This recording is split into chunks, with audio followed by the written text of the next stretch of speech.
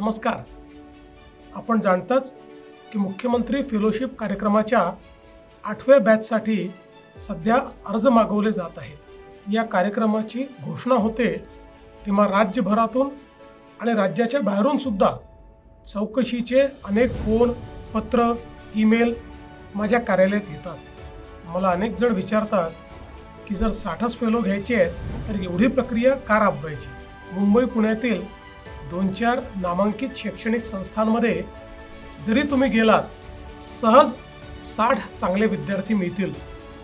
पण तसे न करता पात्रतेचे अगदी कमीत कमी निकष ठेवून आम्ही अत्यंत विस्तृत आणि पारदर्शी प्रक्रिया राबवून 60 फेलोंची निवड करत असतो. उद्देश हाच की राज्यातील जास्तीत जास्त युवकांपर्यंत हा कार्यक्रम पोहोचवावा, ज्यांना राज्याच्या विकास प्रक्रियेत सहभागी व्हायचे आहे, समाजाप्रती आपण काही देणे लागतो असे ज्यांना वाटते, ज्यांना राज्यासमोरील महत्त्वाचे प्रश्न समजून घेऊन आपल्या ज्ञान व कौशल्याच्या आधारे उत्तरे शोधायची आहेत, अशा सर्व युवक आणि युवतींना एका निकोप स्पर्धेच्या माध्यमातून या कार्यक्रमात सहभागी होण्याची संधी मिळत असते. सध्या कार्यरत असलेल्या 2025च्या बॅचमधील आमच्या फेलोंनी केलेल्या कामाची यादी पाहिली असता कितीतरी महत्त्वपूर्ण उपक्रमांमध्ये हे फेलो जिल्ह्यात सहभागी आहेत. प्रशासकीय सुधारणांसाठी राज्य शासनाने राबवलेल्या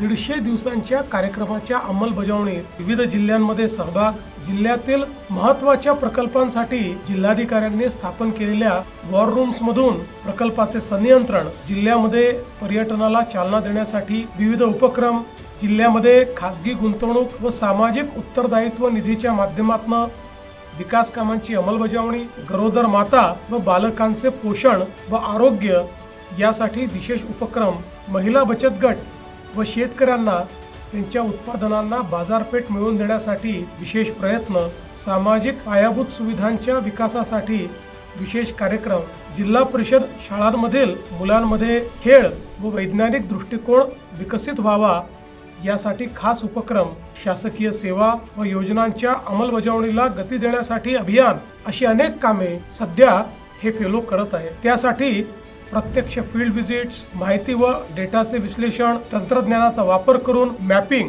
तज्ज्ञांसोबत संवाद, अधिकाऱ्यांसोबत विचार विनिमय, कार्यशाळा, उपक्रमांचे नियोजन आणि व्यवस्थापन अशा अनेक गोष्टी ते करत असतात. एवढ्या तरुण वयात मिळणारे हे अनुभव